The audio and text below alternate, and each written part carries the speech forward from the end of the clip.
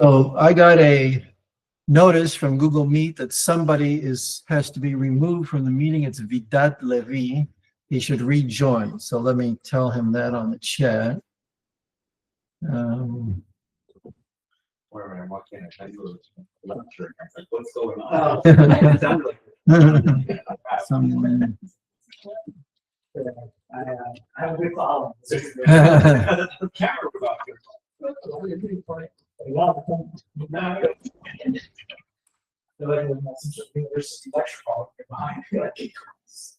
Okay, there we go. Okay.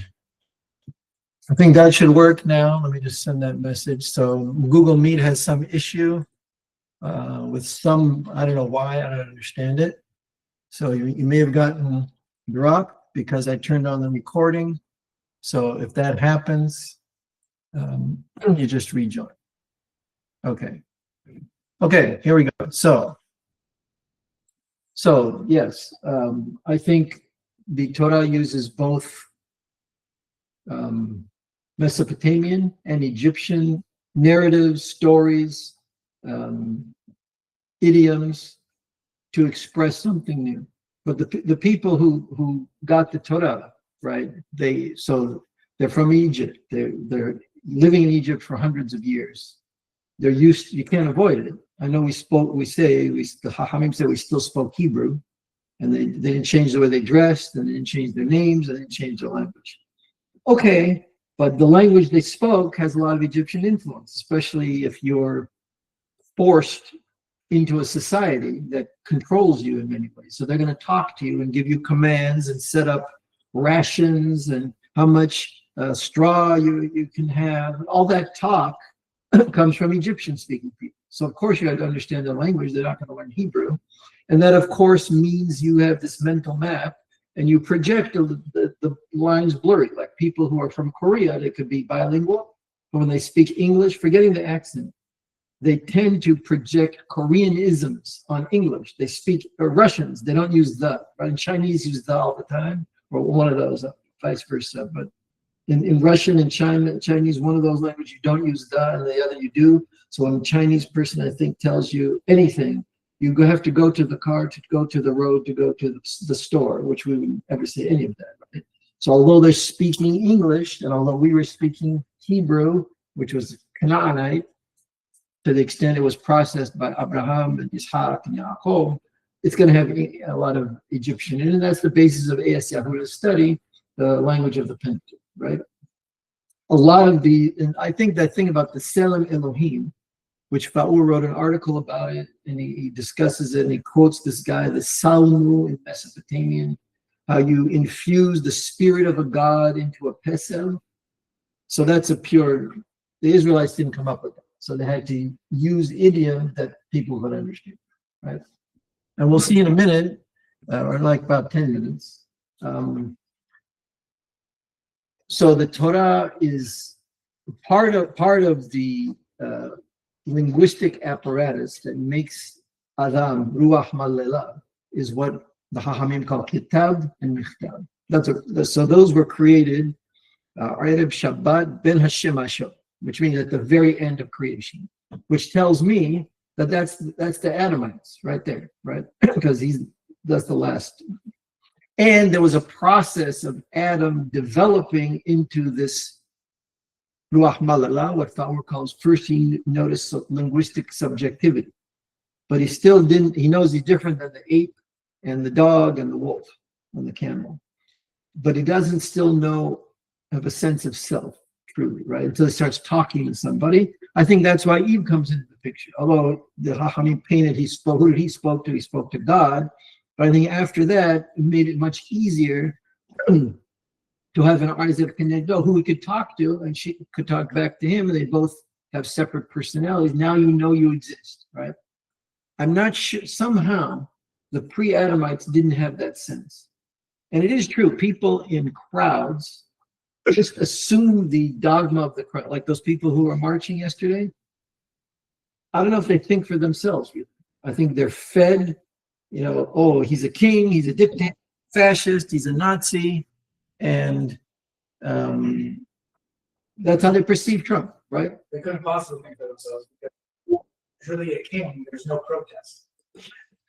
Kings don't allow protests. Yeah, right. That's right. Yeah, right. Try and protest in China. See what happens. Right. That's right. Now, let me see what I can do. A bit of a gray day. No.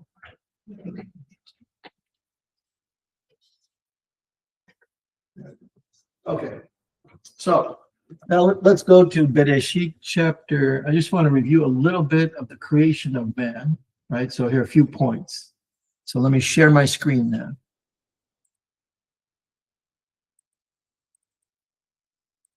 You should all be able to see Bereshith here. Okay.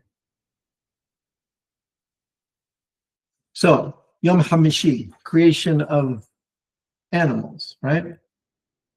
Vayomer Elohim ishresu hamayim sheresh nefesh haya, and the Aleph, and etc. etc. The life somehow comes from the water. The water generates the life.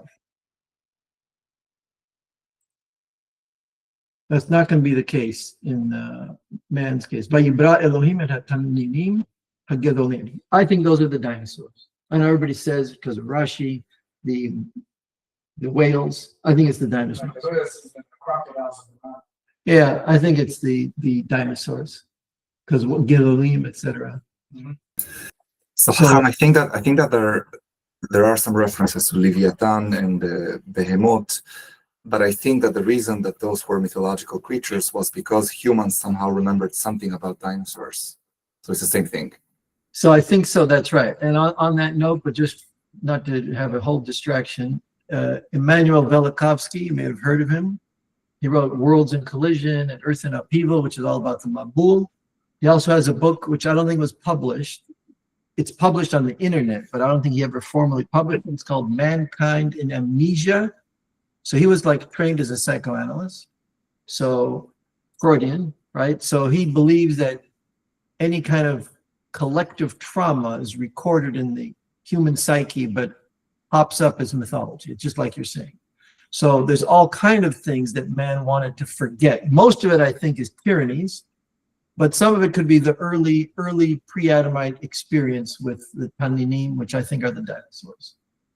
So anyway, Borei makes the Taninim and Kol Nefesh Haya, etc. So Asher Sharesu Hamayim. That's the main thing. This all comes from the water, right? So how did this work? Did Borei Olam have to give a little push, or was it already included in the original creation of this mayim, terrestrial mayim, of course, not the mayim asher ne'al larakia, to give forth life, right?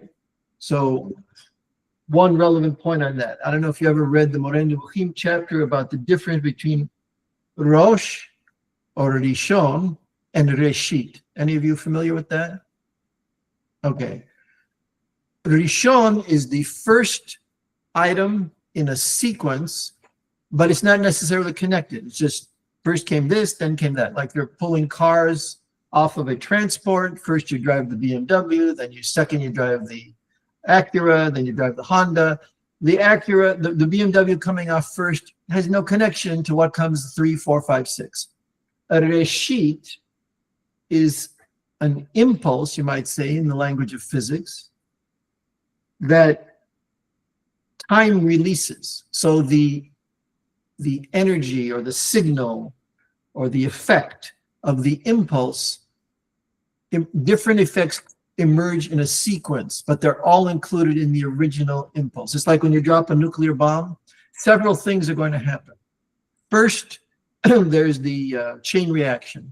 When it triggers, there's a chain reaction. You've got uranium surrounded by like a soccer ball, like a hexagon or a dodecahedron with all these hexagons, and they have TNT. They all explode at the same time. That's key. Then that explosion moves inside the shock wave of that explosion, and then the uranium starts fission.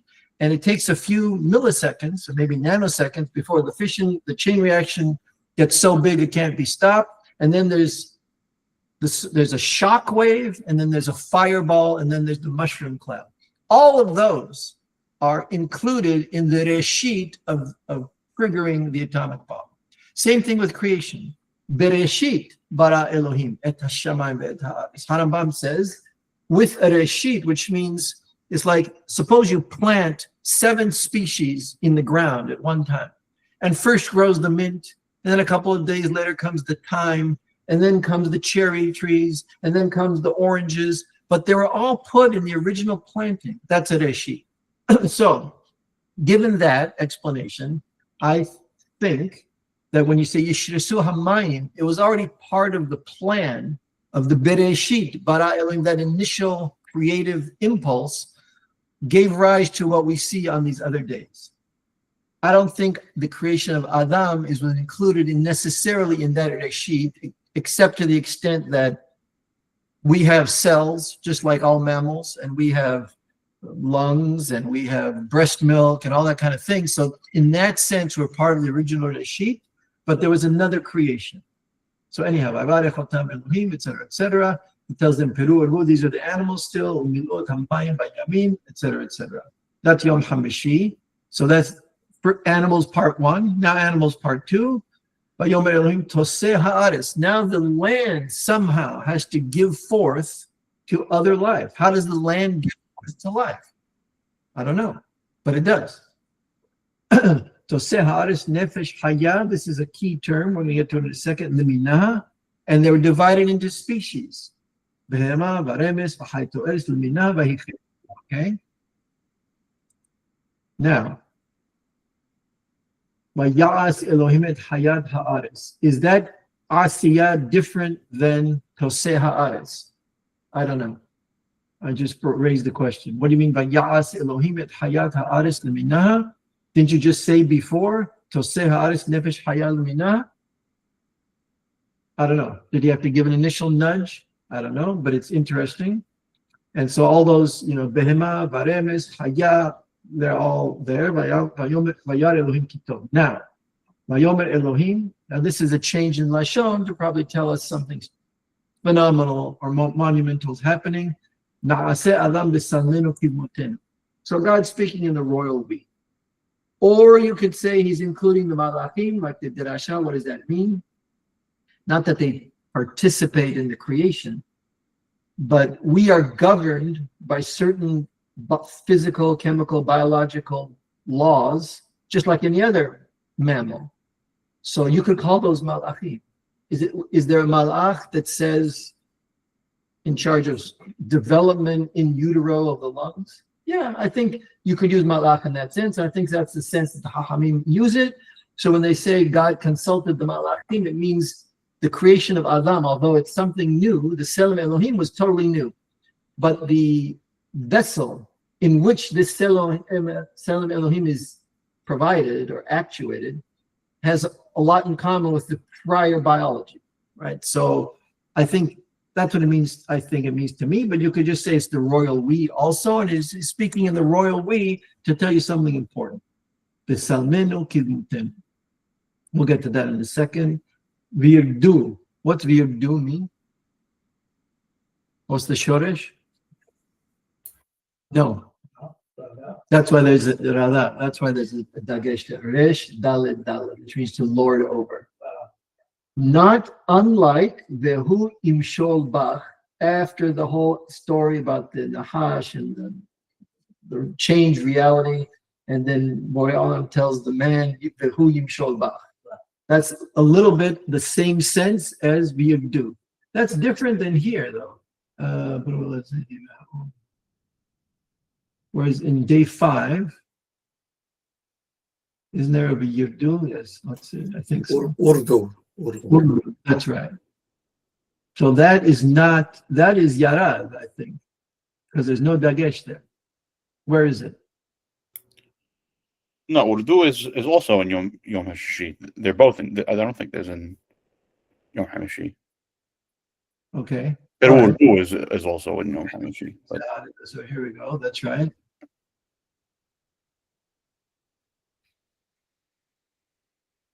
So where's that though? Where's this about the animals? Where it's v'yirdu, I believe. right. Well, Oh, it's in, In Yom HaShishi, he says V'yirdu, right where we just read. And when he creates him, he says Vaybarech otam Elohim vayomer lahem Elohim perurbu urdu b'dchat hayam. Yeah, they're right here. Yeah. Urdu. So I think that means to, the Targum says ushlutu, which is the same.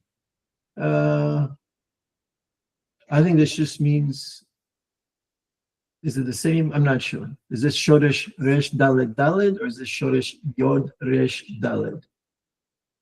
Oh, okay. I would have said Resh Dalet He, like Vehuro De Bechol Eber HaNahar.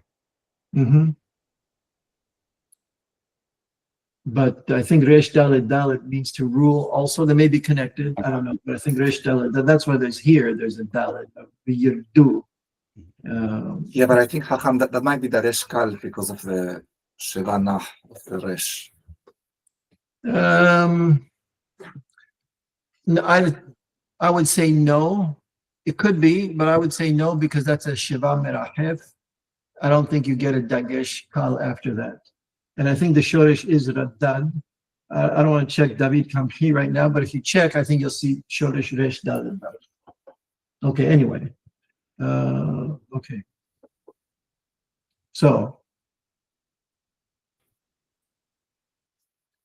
what do you mean Bisalmo? Selem Elohim bara'oto, Zachar v'keva bara'otan. So you already have male and female here. So I don't really understand the Midrash that says Borei Olam created man initially as du parsufim, two faces. A parsuf is a face. I think it's Aramaic. So two faces, what, back to back? Like male in front, female in back, or vice versa. And then he separated them, and the separation is what's described in took out the Selem, I don't know. But here we certainly have Zacharun Keva Bara'otam, and every other species also has Zacharun Keva Bara'otam, certainly mammals, and many non-mammals, like reptiles. So I think it's a little difficult to say that this Adam here, this Zacharun Keva Bara'otam means in the same body. I don't know what they mean exactly. Anyhow. I think that, the Midrash, the way the Midrash parses this pasuk is first Elohim et ha'adam b'salmo, so it sounds like it's singular. Yes. And at the end, Zacharun Keva Bara'otam. So in a way, it's looking at it in a sliced way, time-wise, saying first it was one, and then later on, Zacharun Keva. So that's obviously a midrashic technique called Lisares et Hamikra, right? So in what I consider the plain meaning, the original meaning, by Elohim et ha'adam, sorry. B'salmo, b'selem Elohim bara'oto. Zacharun Keva Bara'otam further modifies why you say Adam. So Adam here doesn't mean man. I mean mankind. But mankind has two genders. No matter what the Democrats say, mankind has two genders, okay? Could it mean at that particular point in time, it's combined in one in the sense that it was asexual reproduction? It could. So and then eventually becomes. Yes. So then where's it could be. So I have trouble understanding. I accept that it could be, but I have trouble understanding. So where's the Zachar and Nekeva? So in one being, do you have? Reproduce asexually. No, but you forgetting about reproduction, but you're a being and you have male and female aspects to you. So in your mind, you sometimes male, sometimes female, or they're blended. What's the mind? Right. It's like you live in San Francisco. Well, no, there should be a mind because they have the Selem Elohim, right? The second Adam is created, there's Selem Elohim there. Now, Adam b'Salmim Kidmutim precedes, Vayas. So, and that's part of the Du Parsufim, I'm sure. And Carl Jung will tell you that men have an anima and women have an animus, but it's in the unconscious. Your off-gender's psyche or psychic component is in the unconscious. That's why gays who don't have women, they evoke the feminine. Usually one is more of the feminine and one is more of the masculine, and they're projecting that, right? So I'm not sure if Du Parsufim means one body, how the Zacharun Keva plays out. Anyhow, okay, we'll do what's it? Okay. All right. Now, I'm going to skip this part. So now, what is it before we go to chapter 2? And I'm going to read the first few Pesukim of chapter 2, and then we're going to read some horizontal society and Homo Mysticus, which I think the difficult part here, which I never had a satisfactory understanding of, clarity, explanation.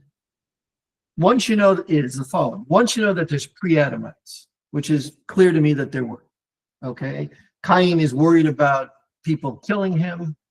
If you're a Nav Ba'aris, who are you worried about?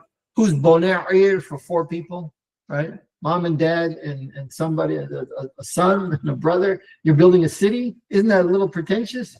I mean, it could be Chinese. It could be a ghost city. Not your mom and dad, right? It's gotta be cow. That's right. So it doesn't make sense. So I think they're definitely pre-Adamites. And I think they had a language. So now that we know they were pre-Adamites, but they didn't have the Selem Elohim. And the Selem Elohim is Ruach Malela. And somehow the language of Adam before the Avon was different than the language of Adam after the Avon, and the different language post haDaath problem involves imagination, because the whole haDaath issue circles around imagination. But you had imagination before. That's part of the Selem Elohim. But you made some choice that put imagination first, put forward, and that changed everything. But you could undo that with Sinai. You know, Yisrael she'amdu b'har Sinai paska zohamatam. The zohama, the snake, stopped. Wasn't erased, but it stopped.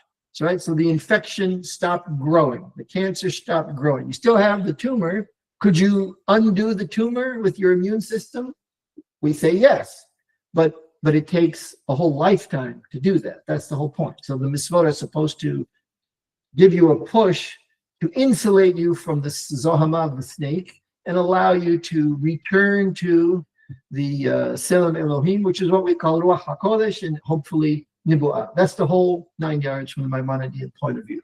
So if that's the case, though, I never saw anybody explain, so what was the language before the haDaath? What's the language after? I hear a whole confusion, you know?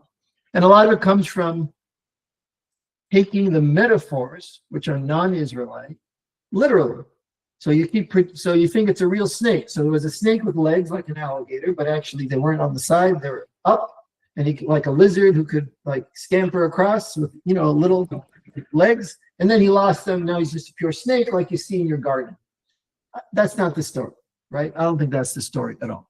So now before we go there, I want to switch to this. Okay, good. So we're just going to read one line. This is the Moreh Nemuchim, part 1, chapter 1. He's talking about the Selem Elohim. About Selem, ne'emar hu al hasura hatib'ait. That's easy. Surah at-tabi'iyya. Okay, that's nothing hadush there.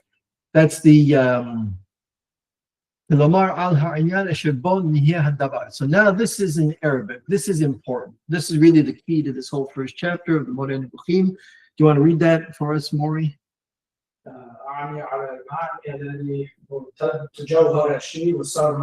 That's right. And what does that mean? That it's like the essence, like the physical essence of the thing that makes it so. So in Arabic, it's interesting. We don't use the Aristotelian word essence, which he knows. Yes, we use the word ma'na, il-ma'ani, the meaning, aynyan. Yeah, al-bat jawhar asherbo. With that, the thing is made. What makes you into what you are? So this is a little hard to understand in year 1200, but now it's pretty easy. What makes you physically and to some extent mentally and emotionally what you are? Everybody. What makes you what you are? DNA. In the DNA, which is a very small, it's a molecule, it's big as molecules go, has the double helix, has all these codes, but it's not that big. The DNA molecule somehow is deposited in sperm. Sperm is really, really small. It's hard to see. And you need a microscope. It becomes this little fertilized egg, which is incredibly small. And from there grows all of us into what we are today. And with all the aging that's built into that. So the DNA doesn't only just make a being, right? Like you have a cake mix and out comes the cake. But the cake mix never takes into account the cake transforming in like 7 different stages of its life. There's no such thing, right? But DNA can do that too. DNA can do that too. So it controls aging.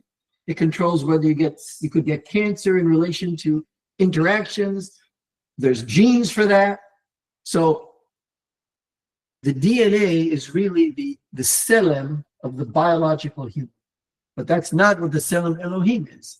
So the Torah is telling us that the Selem Elohim, the thing that makes us who we are, is this intelligence that somehow God was honen to us, right? That's fine. Okay. What happens to a being when it shuts off the very thing that makes it what it is? So you can't do that in our bodies. If you shut off the DNA, we wouldn't be able to regenerate cells anymore. So after 30 days, our eye would be nothing. And after a couple of months, I believe, the liver would be nothing. And the heart, after, I think, 8 years or something like that. But all these organs regenerate. If there was no DNA, you couldn't regenerate anymore. What happens to a man where the Selem Elohim is il-ma'ani ali al-libat al-johar il-shi wa-sar mahu? That's the thing that makes you who you are, and you shut it off, or you pervert it in a way that or you don't develop it. So you have a child and you don't raise him, Cain and Hevel, and Bnei Cain, who did all kind of stuff. They had more industry than the Bnei Sheh, but they didn't have the Selem Elohim. So what's going on exactly? What's the Torah what's the Selem Elohim business that got shut off, which results in Bnei Cain, or, lots of people today, and you need a Torah to turn on the Selem Elohim, so to speak. So what is this Selem Elohim business, and what happens to a human who's not an animal? So an ape is never something whose Selem Elohim was turned off because he never had a Selem. But what is a human whose Selem Elohim was turned off via the haDaath and the Zohamat HaNahach? That contrast, I think, is key to understand what we're talking about here, about this whole Selem Elohim business. So that's all I really need from Harambam. I mean, we're not going to study chapter 1 on its own, but that's what it is. A little more. Vehi amitato mehamat hiyoto oto masui. So what do you mean amitato? Hakikte. What does that mean? It's like his truth, like his essence, like makes him what he is. Is accurate characterization of what you are. What you see as existing. Okay, so that's his hakika. Mehamat hiyoto oto masui. Asher oto ha'inyan ba'alam hu asher bo tiyeh ha'asara ha'eloshit. That's an haDaath al-insan. Yes, haDaath al-insani. So if you have the Selem Elohim, you have haDaath al-insani.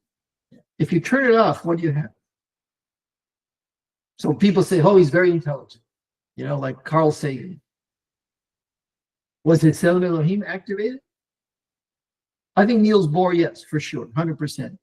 Sigmund Freud, yes, 100%. Always like a small elite from the Goyim, because they don't have a Torah, so they don't have a culture which leads them into the path of Selem Elohim. They find it on their own, kind of. What about everybody else?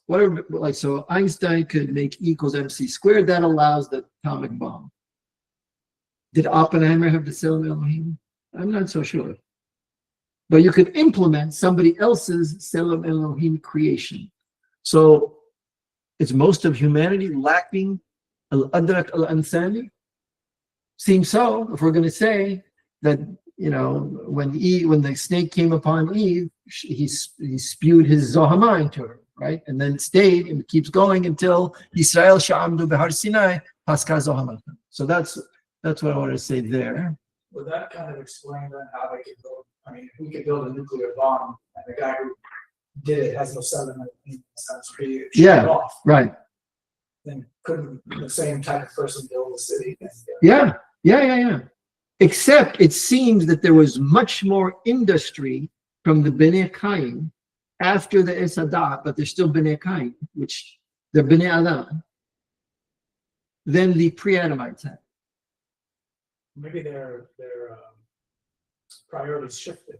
Like it became, if you're Selem Elohim, you're worried about building yourself. You're psyche. If you're not, you're sort of worried about building everything that's outside. That's right. Yes, that's right. And that's why Shlomo in Kohelet keeps mentioning, no matter what you build, it's not going to last more than your lifetime. So let's say, I don't know, you became a skillful boss at 25. What do you got? 40 years? You got 40 years, you build all this stuff. Now you get weak and your prostate goes bad and then you need to, you're going to die. So 75, you die, 80, you die. So what did you get? This is all you did? So what do you have, memories? That's the mood of Kohelet, right? There's got to be something else, right? Okay. So now let's go back to chapter 2 here. We're going to read the first few Pesukim. By the way, after all this creation, including man, Selem Kidmutenu, Vayar Elohim et kol asher asa, v'hineh tov me'od. So that's one of the first. Is that the first time we see me'od there? I think so. Anyhow, v'hineh tov me'od, v'hi'er b'hiboker yom hashishi. Okay. So at this point, third day is because that's what everyone wants. So it's closed on Tuesday. I thought there was two ketones. I thought there was two ketones, but not a tov me'od. Yeah, Tov Me'od is only on Yom HaShishi. Yeah, Actually, one day is missing. that's right. What is that what it is? Yeah, but this is the only time we have. This is the only time we have V'hineh tov me'od. So everything's great. We're going to see in a minute from the verb by chulu. Everything is perfect. So chapter 2 is to explain to you, so if it was all so perfect, how come the world we see ain't so perfect? What happened? That's the whole story, right? So v'hineh tov me'od. Now it's a contrast by chulu hashamayim ve'aretz v'chol seba'am. The shamayim and the aretz were brought to perfection. So the shoresh of Vaychulu is kaf lamed lamed, which is the same as hilal, which could mean overarching principle.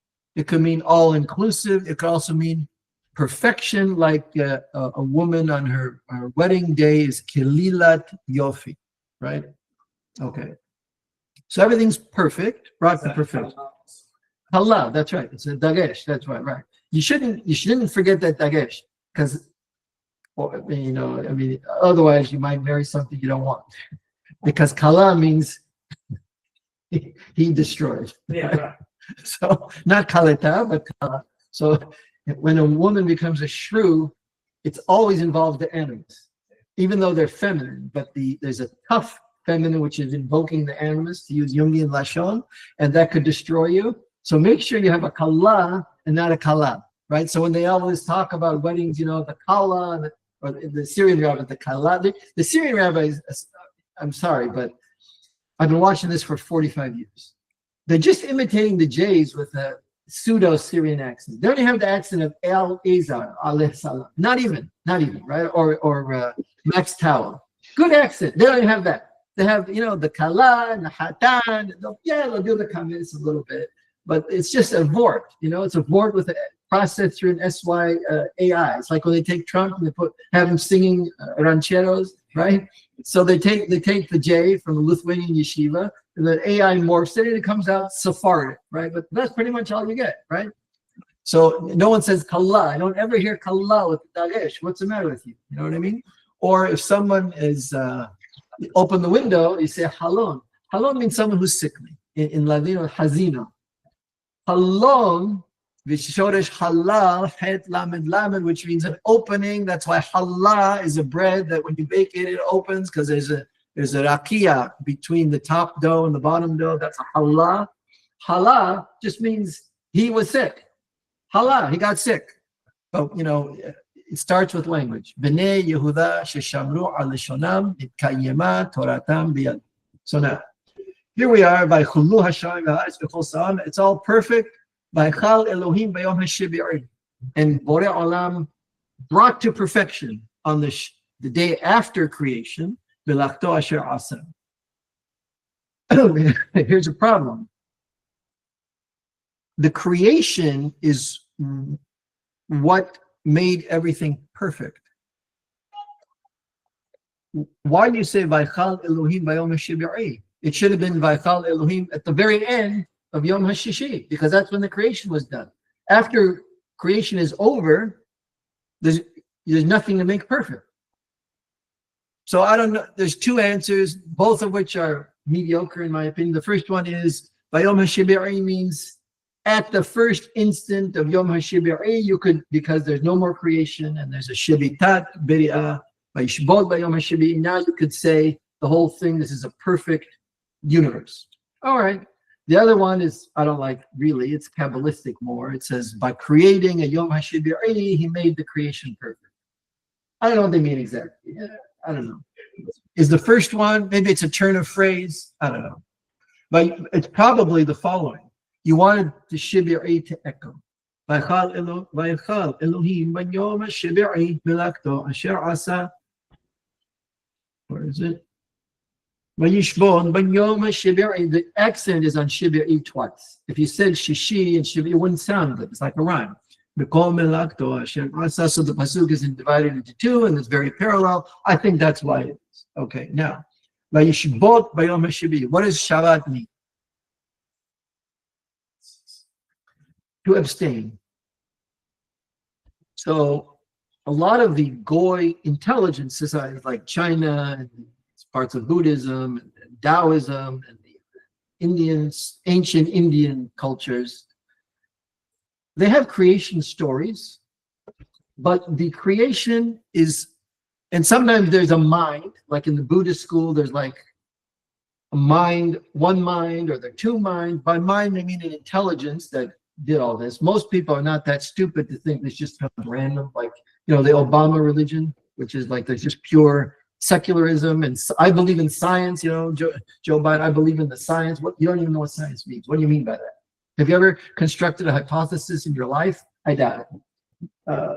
Okay, pony boy, pony soldier. But anyway, I think it's very stupid, and nobody in the quantum physicists ever believe this at all. Quite the contrary, that this just all happens. It just evolved. But how does something evolve on its own? Oh, a million tries and you get this. But where's the residue of the million tries that failed? We don't see anything. Doesn't make sense. I don't think it makes sense to anybody. But to those cultures that do see a creator of sorts, many of them have the creator and the universe coexisting and somehow being in this symbiotic relationship where they operate together. So there was no beginning. In Latin, it's called prima materia. There was an original substance. Some people call it you ever heard the quintessential? So in the Greek mind, there was 4 substances: earth, air, wind, and fire. The 5th one is like a spiritual, like the ether. And the quintessence is the prima materia, right? You don't see that. It doesn't get messy. It doesn't, decay. It doesn't rot. It's the quintessence, the 5th essence. And that's the prima materia is made out of that. Do you know anybody in Judaism, or, I'm using that term Jew anachronistically from the time of Moshe Rabbeinu, who saw prima materia and therefore confused our whole tradition of creation? Na'are Bnei Israel. Excellent, that's right. That's very, very good. You know what I mean? He's referring to Na'are Bnei Israel. So, what's the pasuk? Vayir'u et Elohei Israel v'tachat raglav k'ma'aseh libnat asapir. So they saw Borei Olam. That's good, but they saw under his legs, he's like on a foundation of sapphire bricks. That's the quintessence. But these are very fancy bricks. They're not bricks like we had in Egypt, because first of all, there's sapphire. Sapphire could be very light blue, could be the sky color. So they imagine there's God, but underneath his feet is a prima materia. By the way, all those Asilei Bnei Israel, including Nadav ve'Abihu, were all burned. And as you know, in rabbinic thinking, the worst punishment of all, the most severe, is serefah, and they're all burned. I don't think most people know that. They know about Nadab Abihu, but they don't know about the rest of the Asilei Bnei Israel, which was like 70 or so. They're all burned at Tab'ira. Hanabam says this clearly, and I think chapter 5 or 6 of part 1.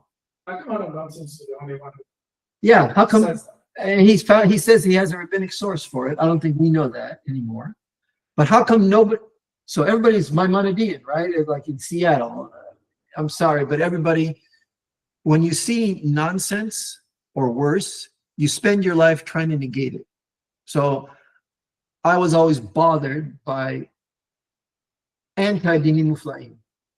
That's what got me very interested in Haham Fa'ur at age 18, and I never looked back, and I spent a lot of time on trying to understand Dinim Muflaim, because they make the Torah into static, right? But they keep telling you how much they love Harambam. They name schools, Rambam Academy. In Seattle, they used to say where Maimonides meets Einstein, Northwest Yeshiva High School. You didn't meet, you didn't meet Einstein, and you didn't meet Maimonides. You met an illusion. You met a dimayon of my Harambam and Einstein, and in your mind, you put them together, you know? So anyway. It's more like where Rashi meets with Thunberg. Yeah.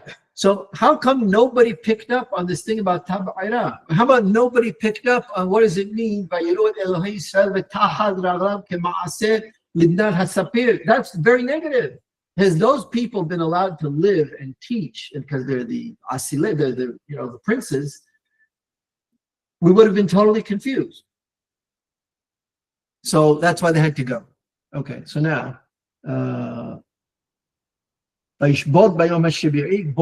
abstains. So what's my point here? If you don't have to create, it's totally voluntary. You could have done it 100 times before. We have no clue. Yes, are the dinosaurs part of an earlier world? I don't think so. I think that the Taninim, but let's say you find the skeleton. Let's say you found fossils from pre-dinosaur. So maybe there was another world here. Or maybe there was another equivalent to Earth, 25 million light years away. Who knows? If you don't have to create, how do you show that? You stop. The God of prima materia, there's these rules that made them co-extant when they were never created. So who made God? But if God is co-existent with the prima materia, the quintessence, he has no control over it, but he does, but he doesn't, but it coexists, he can't get rid of it, it's there. All these theories kind of project a non-Israelite, a non-Selem Elohim view of creation. So we say, just as voluntarily, he was totally free, he totally choosing being, he could create, now he could stop. Okay, fine. Then now the metaphor is flipped into 6 days of the terrestrial week and the 7th day of the terrestrial week, because now by Barech Elohim Yom HaShebir'i, by Kadesh Oto, that Yom HaShebir'i up in Pasuk Bet could be a trillion years, it could be a nanosecond. Nobody knows. As each of the days, Yom Echad, Yom Sheni, could be a trillion years in our time, it could be a nanosecond. There's no way to know. It doesn't matter. From Borei Olam's point of view, there's no time, there's just action. So if Yehi Or takes a nanosecond or less, so be it. If it took 10 trillion years, so be it. Doesn't matter. It doesn't even, the question doesn't even mean anything, because we live in time. We have to recognize we are limited by time. Borei Olam is not limited by time. Okay, created time, right? So this here, the creation story through Pasuk Bet of chapter 2, Yom doesn't mean day. But here in this Gimel, because this is the way the Torah encodes God's awesome power and total freedom, we make Shabbat. This is the first reference by Kadesh Oto. What does it mean by Kadesh Oto? So every Goy and every modern Orthodox will tell you. Another thing I'm totally surprised no one picked up on except Haham Pa'ur. So he has a thing of delocative expressions. Verbs can refer to a reality, like I'm lifting the glass. So I'm lifting. Lifting means I'm doing something with my hands. I'm writing with this mechanical pencil. Okay. I could also say, hey, Jacob, Maury, welcome. To welcome somebody, you don't do anything, you say something. So there's verbs that only refer to speech. One of them is lekadesh. Anytime you're mekadesh anything, that's a proclamation. You have to name the Pesach. This is the Pesach. That makes it Kodesh. You have to name, some things could be born Kodesh, like a Bechor, but you are not Makdish, a Bechor. You are Makdish, a woman. You are Makdish Hekdesh. You are Makdish Ma'aser when you are separating it. This is the Ma'aser, you know. So when Borei Olam is by Kadesh Oto, it doesn't mean he made it holy. That's what everybody tells you. I heard that so many times. He made it holy. What does that mean? What's holy? I have no idea. By Kadesh Oto, he declared it to be special. Kodesh means special, has a specialized function. That's why a Kedesha, which means a female temple prostitute, is specified to work in the temple.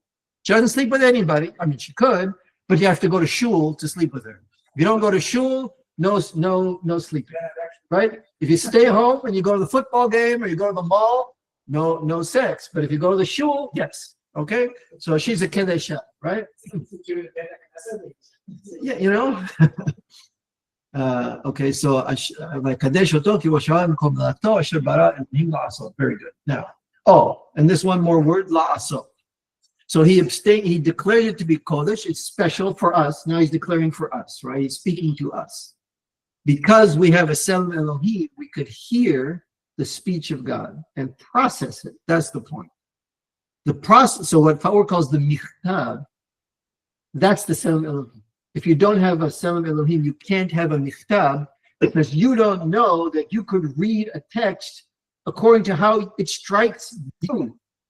You don't have to listen to how it strikes anybody else. And you certainly don't have to listen to how it strikes the elites. The elites tell you this means, you know, but if someone just heard what I said a moment ago, but Moshe Feinstein said it made it holy, and Beryl Wine and Rabbi Sachs, they all said it made it holy. You're deconducifying the notion of Shabbat. I would say, so what? I don't care what those people said. First of all, they haven't been wrong. Second of all, because they don't understand the delocative notion of the verb. But second of all, I have michtav. I can read the word by Kadesh, and I can understand what it means according to me.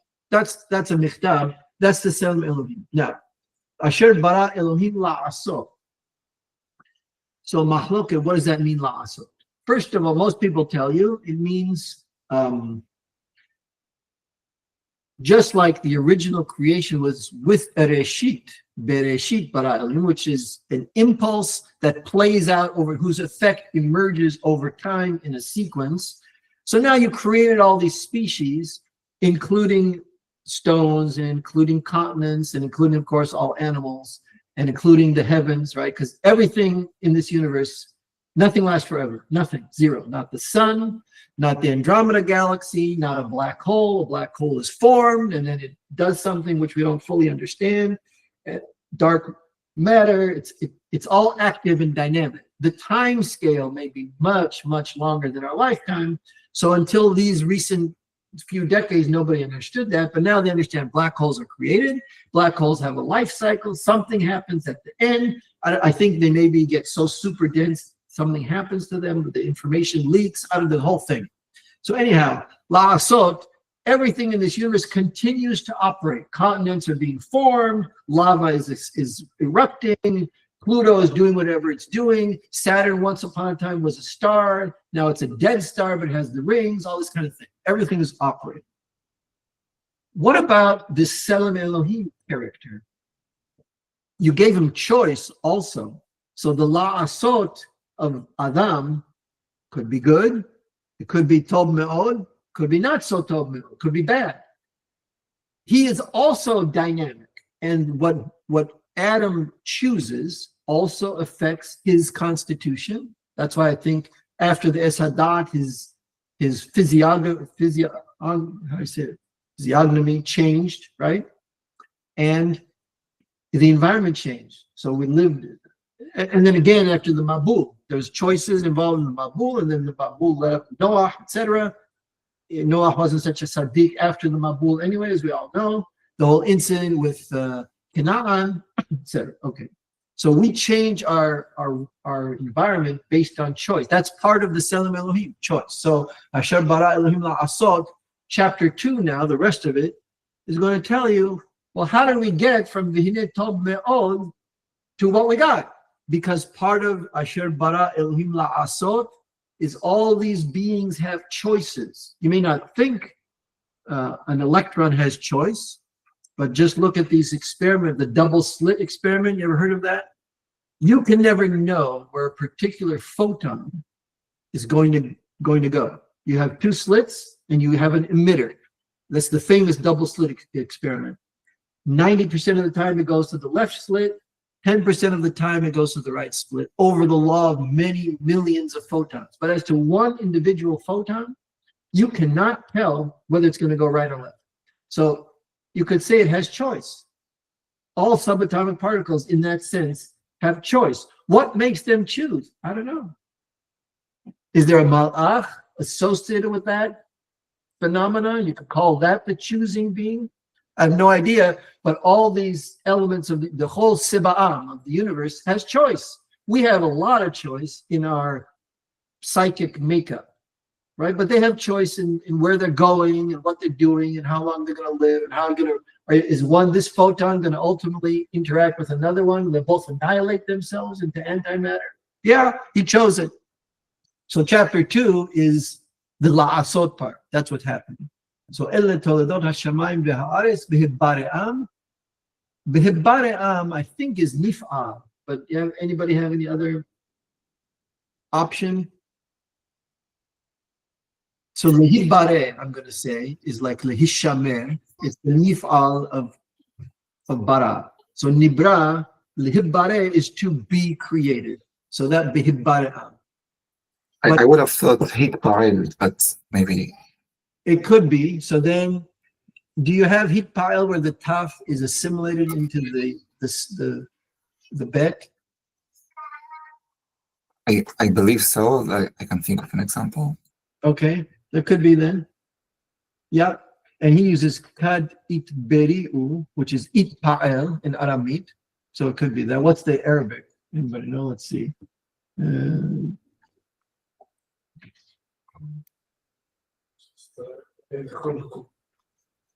What form is that?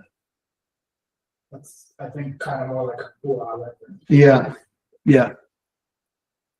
So the Ad Hishamedam, it's in Sefer Devarim. Hishamedam is, what binyan is that? So lehashmid is to destroy. Ad Hishamedam. That's also hitba'el. Oh, Yeah. It's hishtamedam because the taf and the shin Yes. switch places. Okay. Okay, so it could be hitba'el. Biyom asod Adonai Elohim Shabbat ba'al, so that's fine. no sheen in it, right? In Shamidam, there's no sheen. You're saying the sheen is alighted, or rather, the top is. No, the taf is enlightened. So if that's the same mishkal and the taf is enlightened here, it really is behit bare'am, and it became behit bare'am with the dagesh hazak instead of a dagesh kal for the taf, right? If it was behit bare'am, that would be a dagesh kal, and if it's not, then it's a dagesh hazak and there's a taf there, right? So now,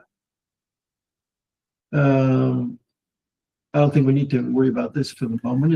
It's nice, but it's nice. Okay. Vayiser Adonai Elohim et ha'adam afar min ha'adamah. So we didn't say this before. Afar min ha'adamah. So we're in chapter 2 where things unraveled. So we have to understand there's two parts of Adam. First of all, what's Adamah? Adamah is red earth, but it's sterile. It's like the kind you make into clay. It's not loam. It's not like mulch. It's not like very fertile soil in which you could grow vegetables. So when the toseh ha'ares deshe, that ares is not Adamah. That's a more fertile kind of ground. Adamah here is sterile. So for man to exist, Borei Olam had to do something, right? Because the ground was not going to generate man on its own. So that's the first part where Adama, where we have ground, I mean like this sterile but structural form, right? So we can have a structural form. That's what that makes the difference between Kemet, which is what the Egyptian for Egypt was. Yes, Black, fertile land, yes. and I think it was Teneret or something, which is the Adama equivalent. Ah. It's the exact same thing. It's like a red, dusty soil. So when Paro and the Shoterim told the Israelites they had to make brick, was that from the Kinneret? And do we have any? Is there any way to corroborate that? But in Gan Eden, it's by Elohim did not Adama. That's brought forth all the good trees.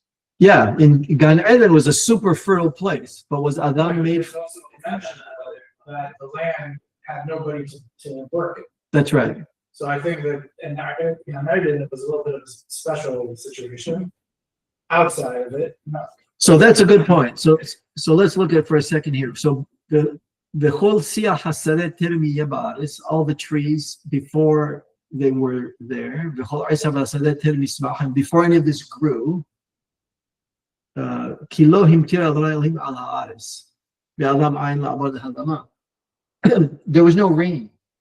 Matar's rain. There was no rain. So how did everything get watered? How did the vegetation, which was created in Tanshihar, Desha, etc., how did that all get watered? There's a lot of water under the ground. Inside the earth, there's huge gallons of water. Some of it is locked in a certain rock, but it can be released. Somehow this Ev drew on the subterranean water, probably near a volcano or magma or something like that, and it became a vapor and it came up directly to the roots, like an irrigation, right? Before there was rain. That's what that's saying. Okay, now,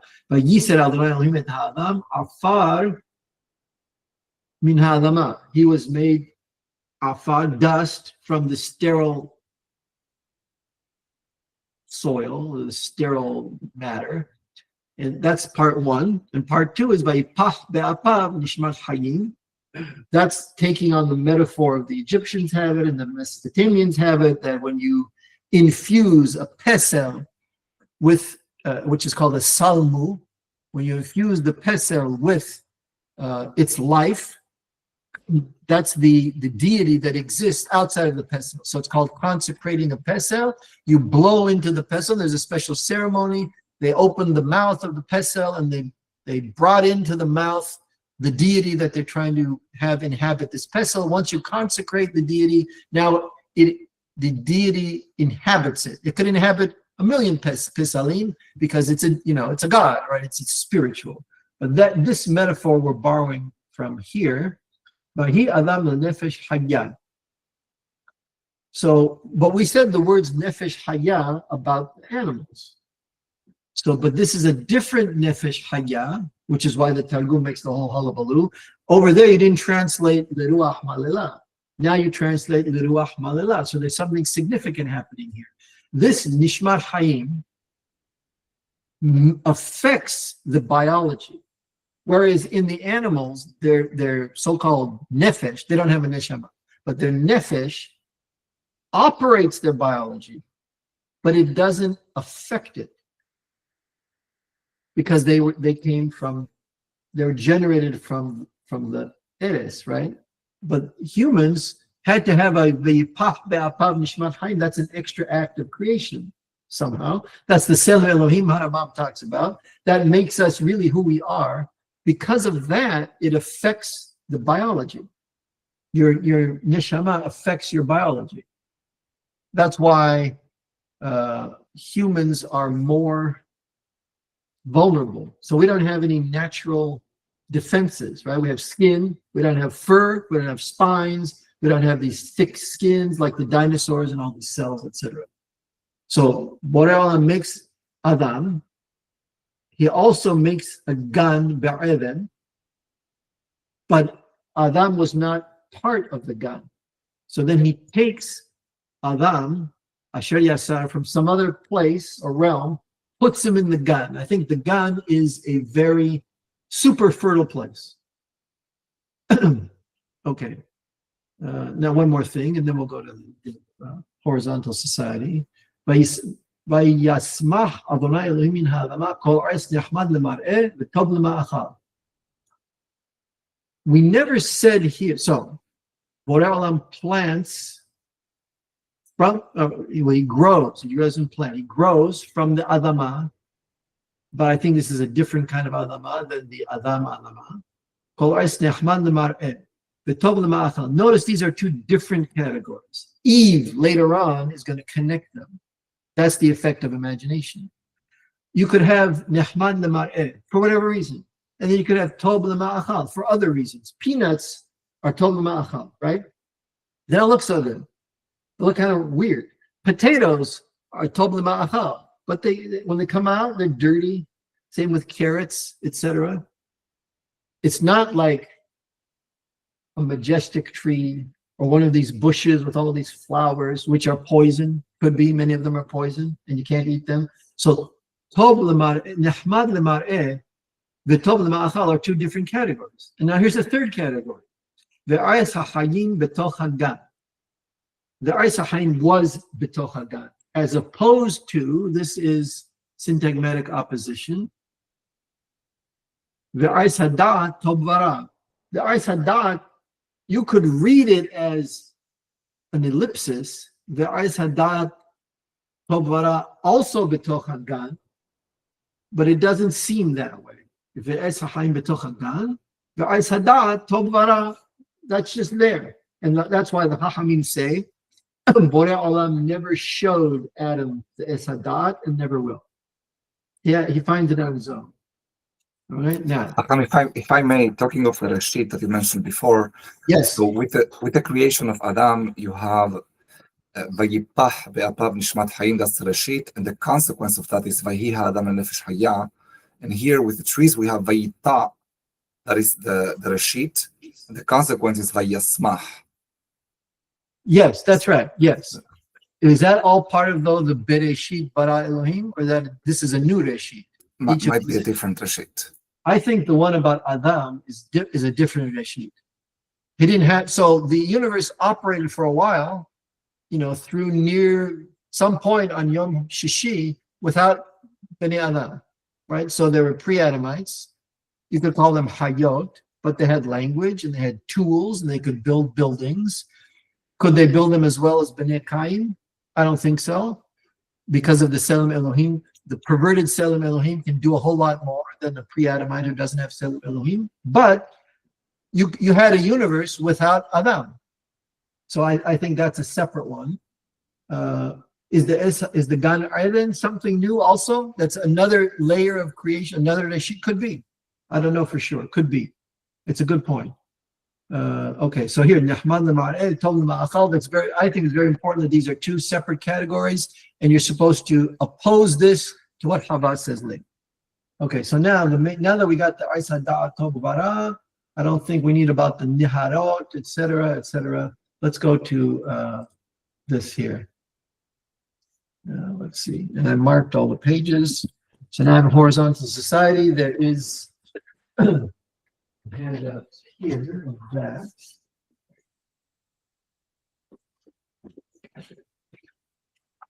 So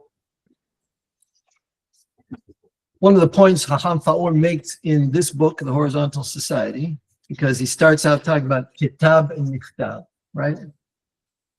So I think he was very curious in what is mysticism, and he didn't like the whole thing of the Kabbalah. He knew there was something very wrong with the Kabbalah. So in his early life, he was wrestling with the problem. So there's no Kabbalah. I mean, that's not Jewish tradition.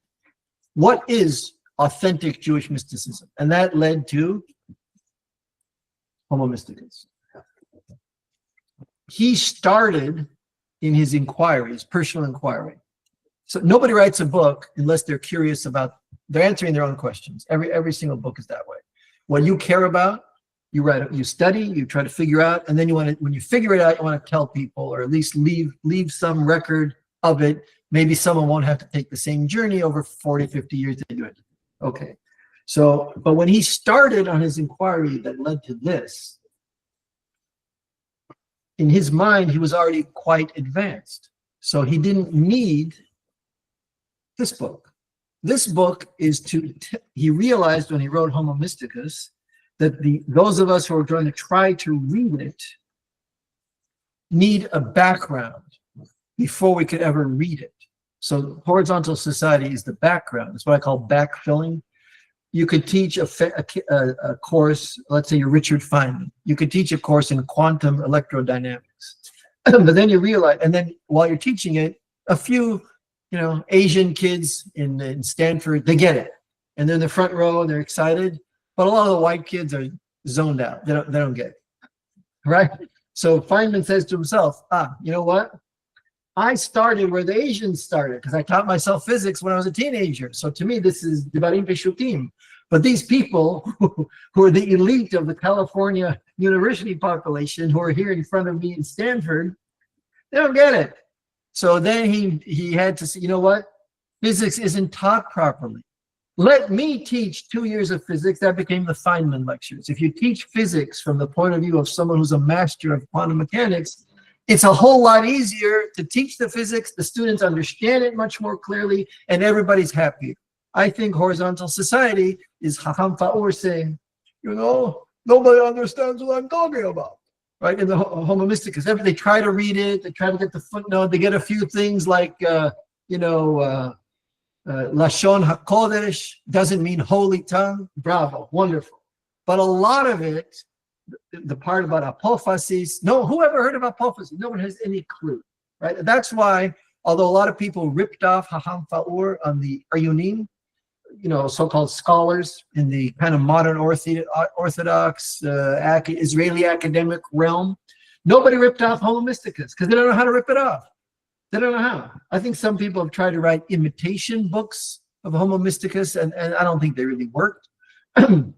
But nobody really ripped it off because they don't know what it means. So I think Fa'ur said, like Feynman, I have to teach the basics and the fundamentals so I could have people who could actually mature one day to read Homo Mysticus. So I think that's what horizontal society is. And that's why it's all about, we start with the Kitab and the Michtab. And that was created Ben Hashem Ashot. I think once you said Ben Hashem Ashot, you mean after the creation of Adam. Because Adam was before Ben Hashem Ashot. Sometime on Friday afternoon, I'll accept, but I don't think Adam was created, what we just read here, right? I don't think that happened after the Kitab and Michtab. So therefore, the Chachamim are saying this was part of the creation of Adam didn't happen in one instant.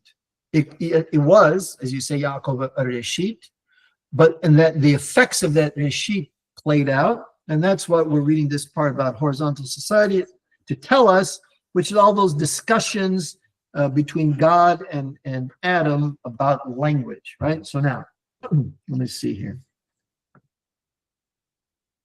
I'm on page introductory remarks. I'm going to skip around just to the parts that are relevant to Bereshit, but I just want to point out one thing because we just talked about Shabbat. And that's the first, I'm on page 3 right here. Whoops. Yeah, here we are. No. Oh, right, wrong book. I need book 1.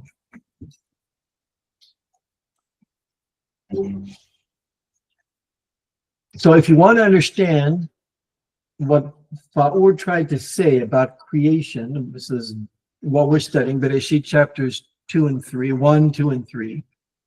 You need both Homo Mysticus and horizontal society because he says the similar things in different ways at different levels, woven into different discussions, and the whole thing is really what he thought, right? So, short digression. I don't know if you know anything about AI, about artificial intelligence. One of the ways you probably experienced AI, like ChatGPT or Grok, which is Elon Musk's, and there's another one called Anthropic, called Claude, I think. You write a question, and there's something called an LLM, a large language model, that processes your question and does one of two things. Number one, it collects relevant text that it's been trained on, tries to make a common thread, and synthesizes that. That's what those answers you get from AI that are like,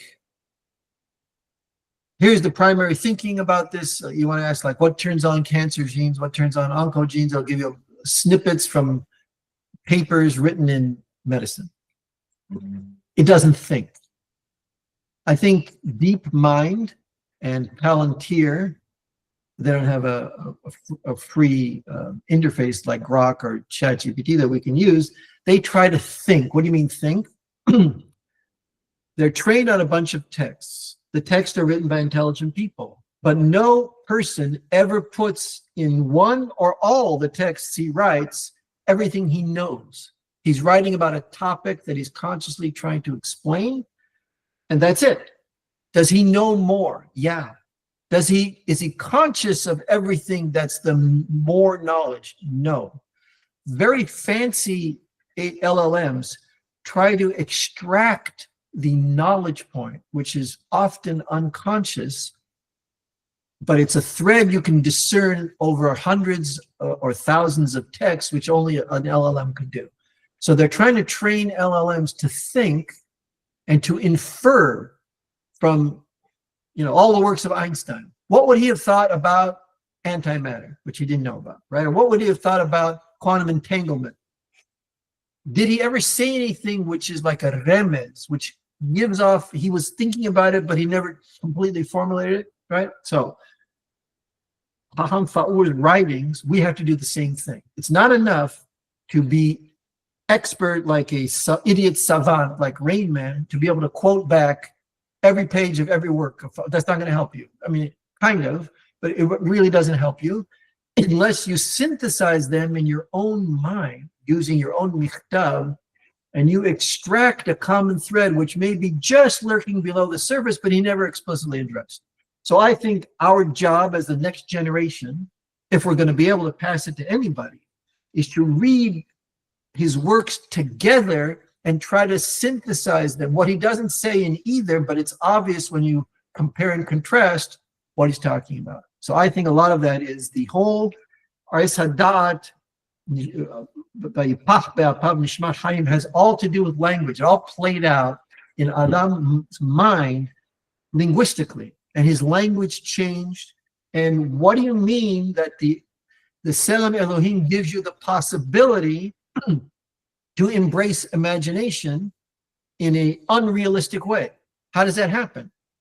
What is it? You're a perfect human, created by Selem Elohim, you're Ruach Malela, you have a certain language, and that very linguistic apparatus opens the door for you to make the avon of the haDaath. How does that happen? He doesn't really say that. He says a bit here, a bit there, and so I believe our task, but my interest is to try and synthesize them to figure all that out. But before we do that, just one line here. Oh, we'll do a little bit here. Yeah, okay, we'll do a page and a half here. The first Sabbath signaled the end of creation and the beginning of historical time. So that's why I said when we read that book by Kadesh Oto, by Barak Elohim Yom HaShib'Yari, that's the historical Yom HaShib'Yari that Adam lives in. So the first Shabbat is that creation's over by Chulu Hashem v'Haaretz, right? By Yishbot B'Yom HaShib'Yari. And then by Kadesh Oto, that's talking to us in our time. That second pasuk, like I mentioned back then. Among the 10 things created at twilight, the instant marking the end of creation, preceding the beginning of the Shabbat, the rabbis counted Kitab and Michtab, two separate faculties that God endowed on humanity. Okay, these are really key. Now, Fa'ur mentions them, but he doesn't tell you ever, this is the key.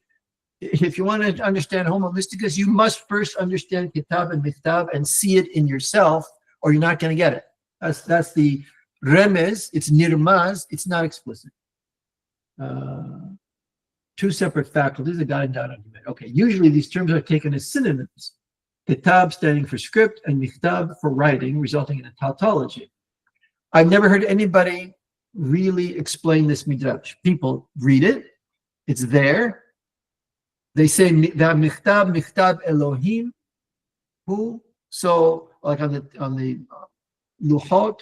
So they take that to mean divine writing. Well, I get it, fine.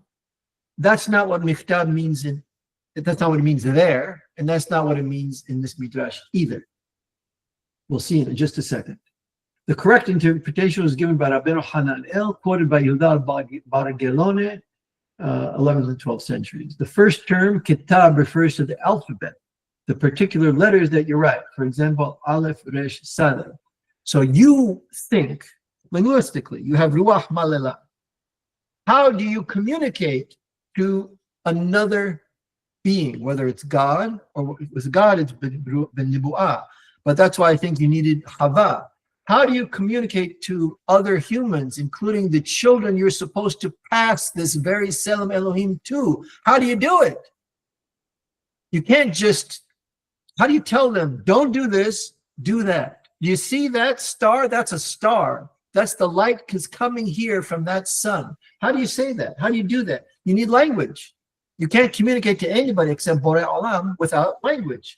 What is language? So you had to say, okay, I need to make like an alphabet where the consonants represent sounds. And then I need, when you hear me put these sounds together, we need to agree on a conventionalism that eres, ra, sa, means land. That's kitab. The second term, michtab, stands for reading and is the faculty that enables you to read the above mentioned letters as eres. Key point. You know all the time that Fa'or talks about the first person who's an I speaking to a second person who's a you. The I is using kitab to formulate words using a pre-existing kitab system that he already created, right? But now that I have 22 consonants, let's say he spoke Hebrew. I don't know what he spoke. Well, let's say. I'm sure he spoke a Semitic language of sorts, because Semitic was the first earlier culture. Oh, by the way, Sumerian, don't believe what they tell you in school. It's because you only read English. If you read French and you knew Joseph Halevi, who was a famous Sephardi from Turkey who went to Paris, he taught at the Sorbonne. He actually dressed up like a Muslim and went in the Hijaz to locate pre-Islamic inscriptions on rocks. He wrote several books in French, maybe 12. He believed that Sumerian is nothing more than a fancy way of writing Aramite. The whole Western world doesn't like to know that this earliest language of all was Semitic. So they said there was this Sumerian, and it's like kind of like somehow devolved or developed into Hindu languages, etc. I don't think that's true at all. So Sumer spoke a kind of Aramite, and this was a fancy way of writing Aramite. For whatever reason, you have to read his 12 books. Most people in America don't read French. They never heard of him. But if you lived in his world, you understand his whole mahloket with the other Goy scholars about what Sumerian is. So anyway, let's say you have a language already. So now you're Adam and you want to tell your son about the sun or about when to plant or something like that. You're going to use that kitab that you already created to formulate words. But what's he going to do with it? The first person uses kitab, formulates language. Now the second person hears the language. What does the second person do? Michtab. The second term, michtab, stands for reading and is the faculty that enables you to read the above mentioned letters as eres. Thus, writing and reading are two extraordinary faculties bestowed on humankind, ben Hashem Ashok, Erev Shabbat ben Hashem Ashok. These faculties border on the miraculous. The first is the faculty to devise a visual system, the alphabet, in which each sign, the letter, stands for a phonetic sound. You had to make the alphabet from scratch. So you had to figure out, I want to speak. Okay. My mouth and tongue and lips can make a bunch of sounds. Let me divide the sounds that my oral apparatus can make. And it also goes back to your deep throat for the gutturals, right? Let me make a bunch of sounds. Each is distinct enough to be heard distinctly. Now, great, now I have language. But I need to create characters that represent each of these sounds. So now I have to take from the world of hearing and talking now to the world of seeing and with my hands, writing, make distinct sounds that will distinctly and uniquely represent unequivocally each of these sounds I've just identified as a distinct sound. That's not so easy to do. It appears that Adam, with the Selem Elohim, did all this in his life. That's not a very long time. Most people would say writing evolved, blah, blah, blah. I don't think so.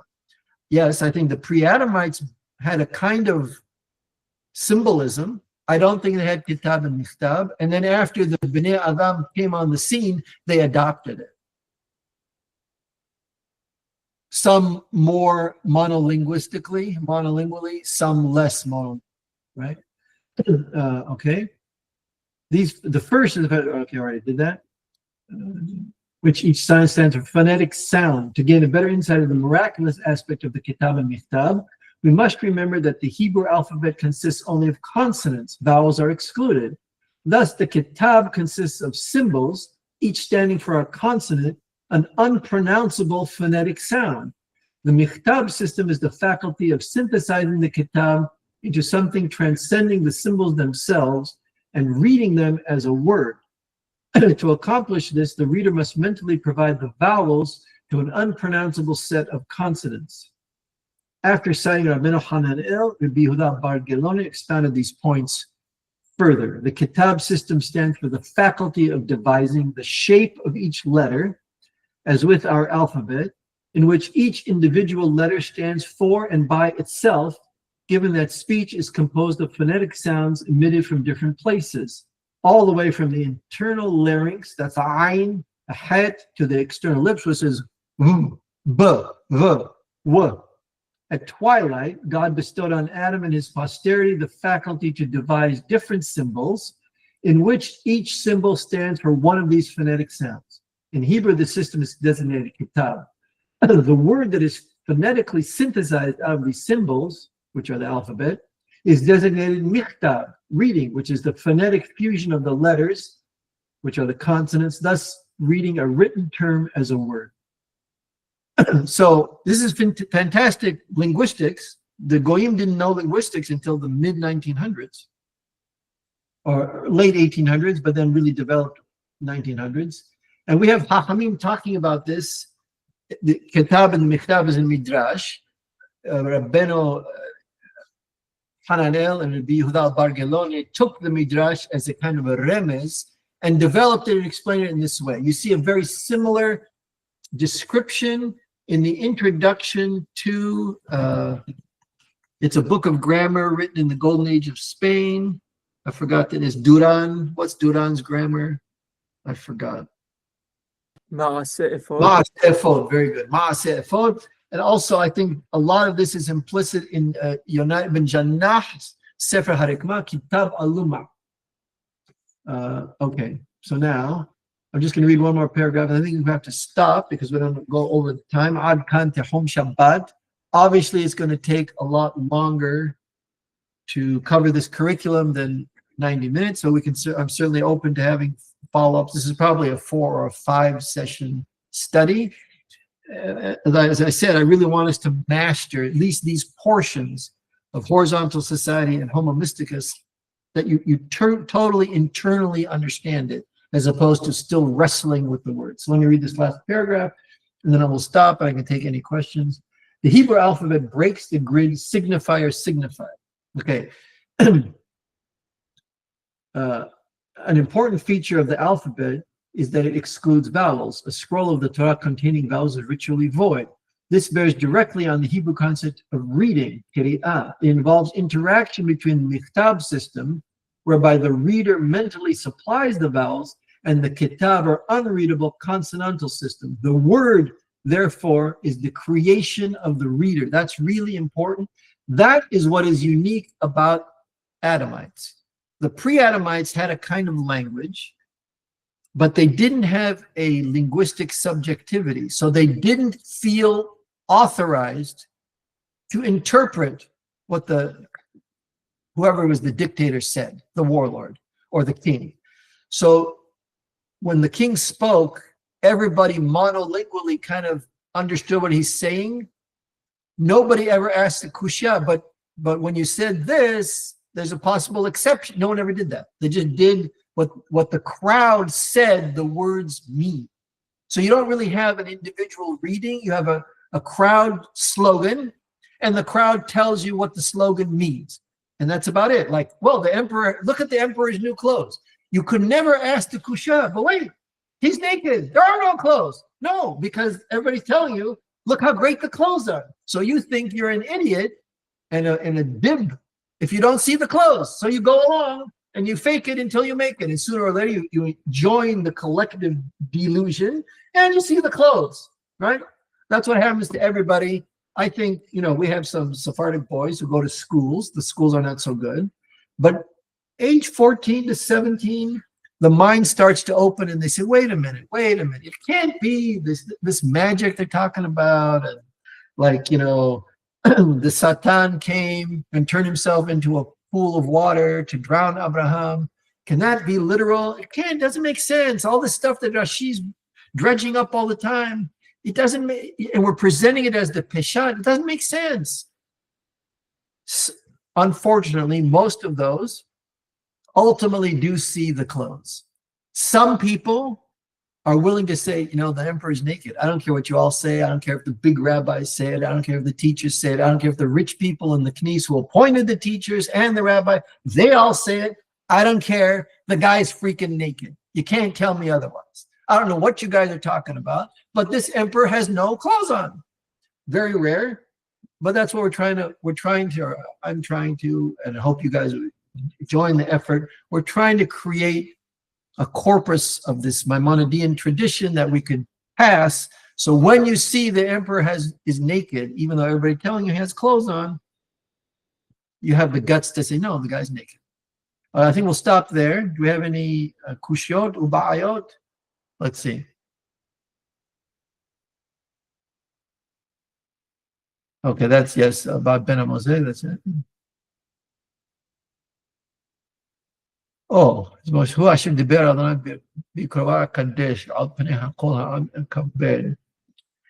I think that statement is after Nadab Ba'abihu, but before Tab'ira, I think.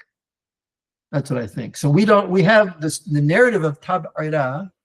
The Pisukim don't say this is the Asilei B'nai Israel, but it was. Maybe it was others too. The narrative talks about a reason for the Tab'ira, but I think the Asilei B'nai Israel were first in line because Borei Olam was holding them kind of in abeyance, but then they had to go. Right, but either way, Hu Asher Diber Adonai, it seems like it's a reference to something that had happened before.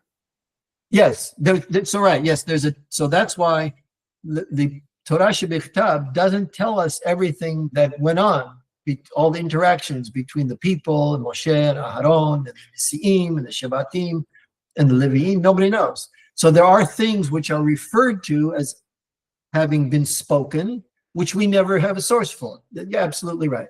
But I think that was an extra textual communication that they remembered. But I think the Tab'ira was later than that statement, but it could be wrong. So Babel was the undoing, or what was bestowed upon Adam? You mean Migdal Babel? You mean the Pilug HaLeshonot? Olive Press. What's your name, Olive Press? By the way. Oh, that's you, John. Oh, okay. I thought Olive Press means like a publishing company, but maybe you mean it that way, or maybe you mean it like you press olives to make Shemen Zayid Zaf. Okay. The Pilug HaLeshonot was the society of the Migdal Babel was 100,000% an Orwellian dictatorship, and you did not have the freedom to think opposite to the inner party's dictates. There was crime think. So you wouldn't even say, even if for 1 minute you had a notion the emperor is naked, you would say, oh, that's a crime think. I can't even go there. So they were in delusion, and Borei Olam gave humanity another chance. How did he give them a chance? I'm going to show you firsthand that there's linguistic subjectivity. You may not get it as an individual, but you will get it as a group. So you will say, oh, why do Frenchmen always talk so funny? That's an article, by the way, of S.I. Hayakawa, who's one of the general semanticists. He wrote an article called, Why Do Frenchmen Talk So Funny? Because he's trying to capture the young American 15-year-old, 14-year-old, who doesn't realize that he has an accent too. He thinks everybody else has an accent, but he has no accent. He has culture. What his world is real. And everybody else, these foreigners, they don't get it. They don't understand. So he writes the article to try to show you to wake up. Wait a minute. The Frenchman thinks you talk funny. And the Scandinavian thinks you both talk funny. And everybody has a group, what the linguists call the dissociateur, a semantic orientation, orientation sémantique. Now, that's not individual linguistic subjectivity, like Adam versus Adam, or Adam versus Hava, but it gives you a basis to jump to that. That's what Borei Olam was saying. Look, if I don't do something, these guys will be in an Orwellian dictatorship forever and ever. I don't like that. So I'm forcing it. And some of you will get it and some of you won't, but at least you have a shot. Yes, Bavel was the total undoing of the linguist of Ruach Malela, 100%. I don't even think there was a michtav, like I was saying before. You learn from the crowd what these words, like we learn from Vorts in shul, the rabbi's speech, or even worse, the Se'odah Shelishit Derasha. You hear the catchphrases, and you hear what he telling you they mean, and everybody kind of goes along. Oh wow, what I call the go for the wow. All these words are go for the wow, and you never stop to what I would call alphabetically analyze what he said, or if he's quoting, what he's quoting. It's just up in the air.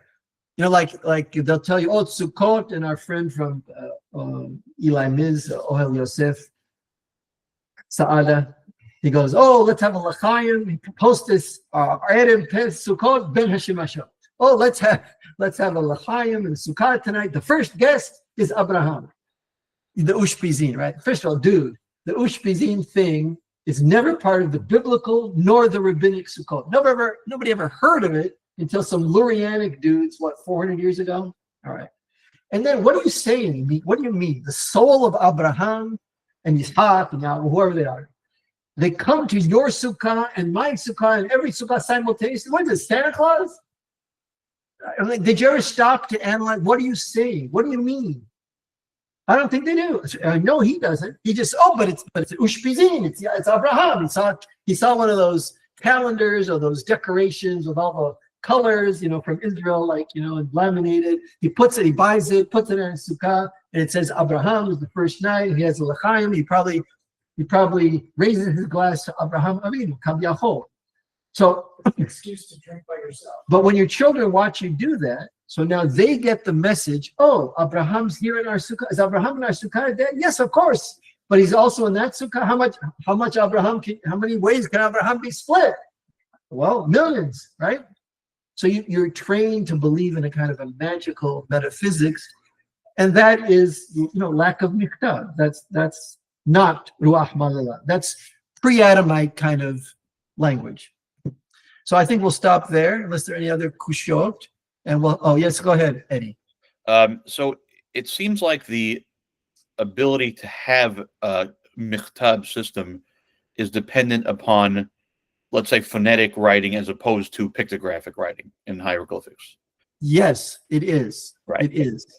And if that's the case, and maybe this is why it's considered miraculous, but why would one, if presumably there was a pictographic writing systems that existed pre-Adam, right?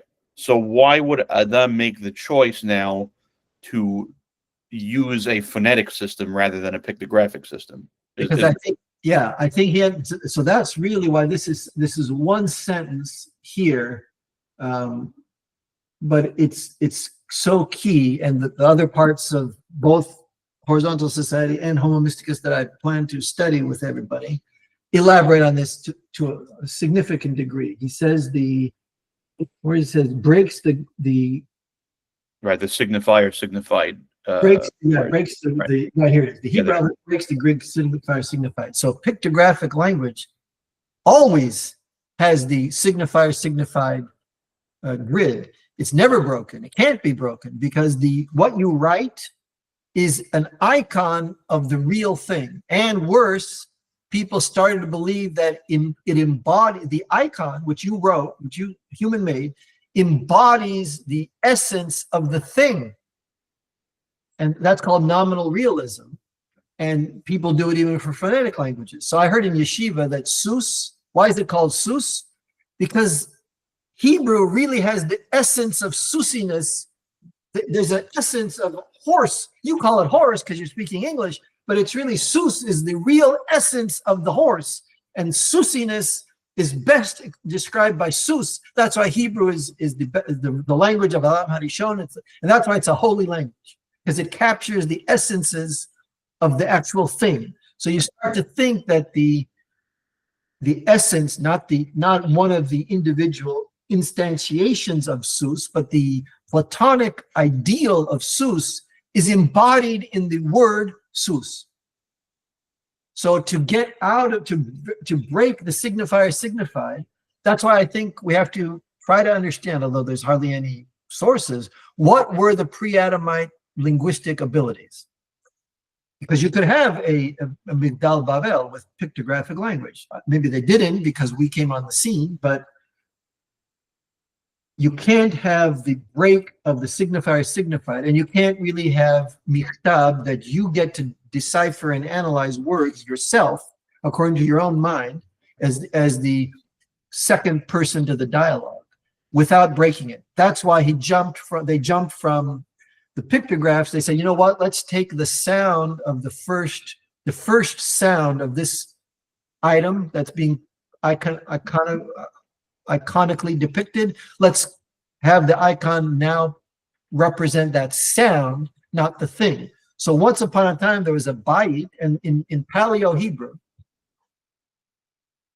here, this is a really good point. Oh, it looked right. It was shaped. One of the reasons Ezra adopted imperial Aramaic letters is not just because the empire used them, because I don't know if the Hamon Am did, and there was Sifrei Torah in Paleo Hebrew, in Kitab Ibri. Why did they adopt Aramaic, imperial Aramaic letters? Because they're not pictographic at all. He wanted to get rid of the vestiges of a pictographic alphabet, even though when you saw Bait, it is a house, and Peh is a mouth, and Gimal is a Gamal, right? And Zayin is a sword. Even though you processed it as a representative of phonetics, but you still see the icon. To get rid of that, we changed the font to Imperial Aramaic script. Now, he's not going to make his own script out of nowhere, and during the Beit Rishon, maybe no one thought of that, or how are we going to do it? But once we have the Babylonian Empire, and now we're returning to Sion, let's take those letters. They're not iconographic at all. And we get one step farther away from hieroglyphics and Paleo Hebrew, etc. Right. So I think Alam Harishon consciously knew you can't have you can't have a pictographic language and have a michtab. Except that as we evolve, where memes now. Yeah. It's fancy. Yeah, we're reverting with the memes. Yeah, 100%. Because you're supposed to know what the meme represents, right? And if you don't, oh, you're a boomer. Oh, ha, boomer, right? And they don't even speak half the time. They don't speak. One word and like. No, so they're reverting to a Paleologic language. I think the West's zenith of linguistic achievement was in the late 1800s, like the British writers and some English like Charles Sanders Peirce, Jung, and some carry over into the 20th century. But I think now the caliber of written prose, not so good. Not so good at all. I even read like the so-called journalists. They've got a lot of slogans, a lot of jingo in there. It's not even real. Okay, anything else? We're already I don't want to go way beyond the time. We're close to 2 hours now. So I think we should stop here.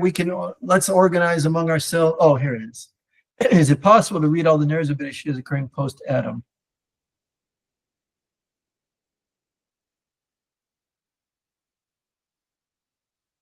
Yes, absolutely. Yes, I think so, 100%. So that's what we're going to develop in more in Homo Mysticus, but some in horizontal society.